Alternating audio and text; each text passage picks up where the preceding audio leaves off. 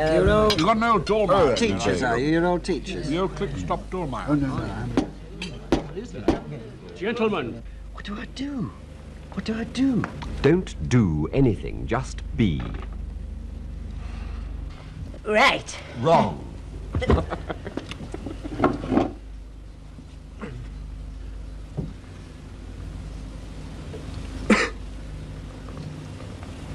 Love is a great God, to be revered in earth and heaven, and especially because of his birth.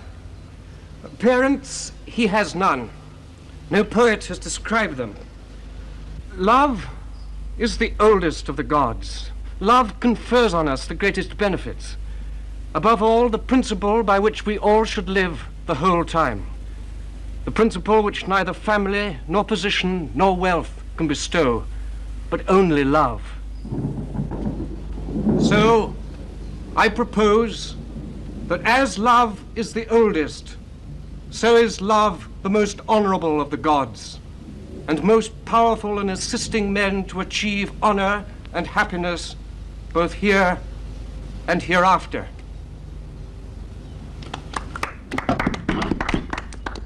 Pausanias.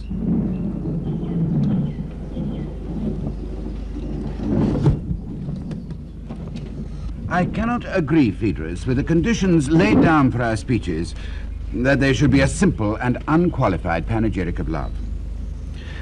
If love had a single nature, it would be all very well, but love is not single. That being so, the better course would be to declare in advance which love it is that we have to praise.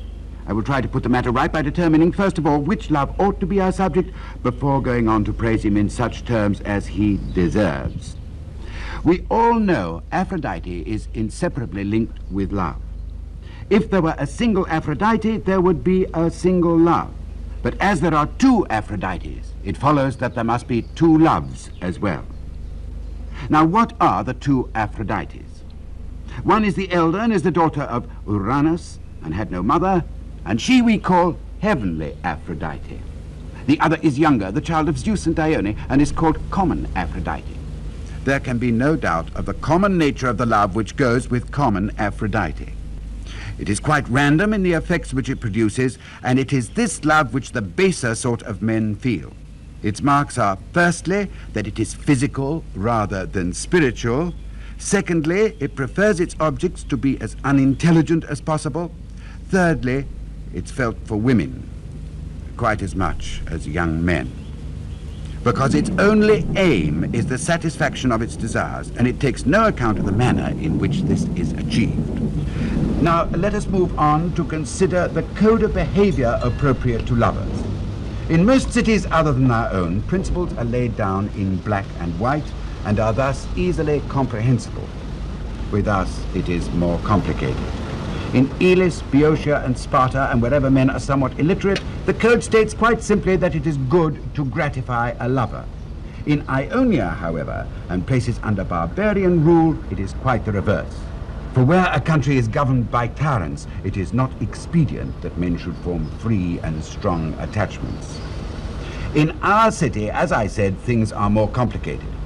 On the one hand, a lover is allowed, indeed encouraged, to do things that would disgrace him if he did them for any other motive than that of love. He may beg and beseech and perform services of such slavishness that a slave would disdain them, and this is regarded as something wholly beautiful.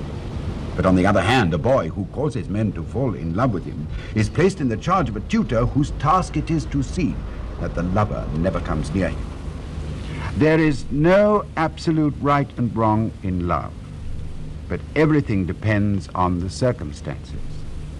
To yield to a bad man in a bad way is wrong. To yield to a good man in a good way is right. To place oneself at the disposal of another in the belief that in this way one may grow in knowledge or some other virtue is no disgrace. Such submission is not civility. We may conclude then that it is always honorable to yield to love if honor may be obtained by the yielding. Such love is heavenly love associated with a heavenly goddess. Such love is precious. It compels both states and individuals to discipline themselves and study to attain excellence. All other forms of love belong to the other goddess, common Aphrodite. And that, my dear Phaedrus, is the best I can do on the spur of the moment by way of praising love. What's all that? It says in my book that Aristophanes starts burping at this point. It says in my text that it's hiccups. Well, hiccups are very much like burps, aren't they, one way or the other? Well, I think I will take advantage of your indisposition to say my piece now. Pausanias has made an admirable beginning, but he's not brought his argument to an adequate conclusion, and I think, therefore, it's incumbent upon me to put the finishing touches to it. He was quite right, I think, in the distinction he made between the two kinds of love, but my professional experience as a doctor has convinced me that love does not merely exist in men's souls with beautiful bodies as its object, but that it has many other objects, many other spheres of action, the bodies of all animals, for example, the plants that grow in the earth, practically all existing things. Love is a great and wonderful God whose influence extends everywhere to embrace the world of gods and men alike. I will begin with medicine to show my respect for the craft.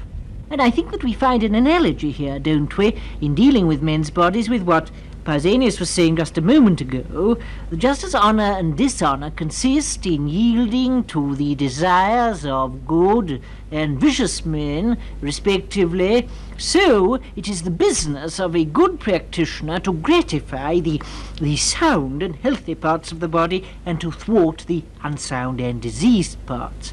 And this is the business of what we call medicine, isn't it? The knowledge of the principles of love at work in the body with regard to repletion and evacuation. Yes. Medicine, then, I repeat, is entirely under the control of this god. So are the arts of physical culture and of farming, and that the same is true also of music must be plain to anyone who gives the matter the smallest attention. This is presumably what Heraclitus means to say, though he's not entirely happy in his choice of words, when he talks of a unity which agrees with itself by being at variance, as in the stringing of a bow or a lyre.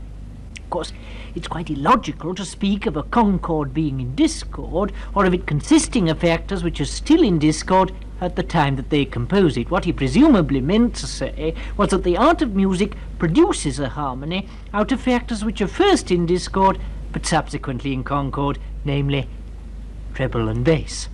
Of course, there can be no accord between treble and bass while they're in discord, for concord is consonance, consonance is a kind of agreement. There can be no agreement while the factors are in discord. Of course, it is possible to harmonize discordant factors, just as rhythm, for instance, is the combination of fast and slow, factors which are originally discordant, but consequently in agreement.